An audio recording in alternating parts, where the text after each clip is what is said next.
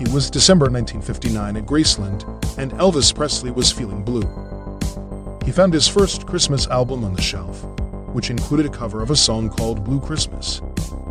The song was about missing someone you love during the holidays, and Elvis could relate to that. He had been away from his girlfriend. He missed her terribly, and he wished he could spend Christmas with her. He decided to call her one night, hoping to hear her voice and cheer himself up. He dialed the number of her parents' house in Wiesbaden, Germany, where she lived with her family. He waited for someone to answer, but no one did. He tried again, but still no luck. He felt a pang of disappointment and loneliness. He wondered if she was out with someone else, or if she had forgotten about him. He hung up the phone and walked over to his record player. He put on his own album and listened to Blue Christmas. He sang along softly, feeling the emotion in every word. He closed his eyes and imagined her face. He remembered how they met in Germany. He remembered how he was instantly attracted to her, and how he asked her to dance with him at a party. He remembered how they exchanged letters and phone calls, and how he promised to marry her someday. He remembered how he kissed her goodbye at the airport and how he told her he loved her. He opened his eyes and looked around his room. It was cold and dark, and he felt alone. He wished he could fly to Germany and surprise her with a visit.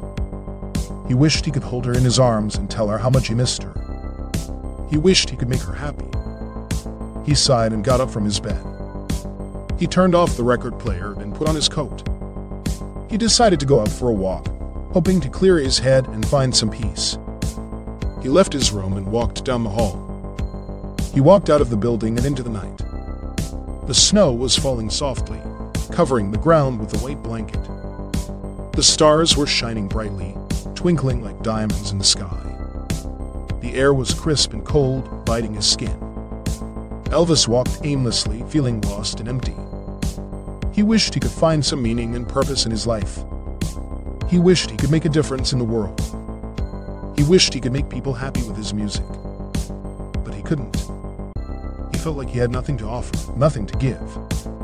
He felt like he was wasting his time and talent. He felt like he was living a lie.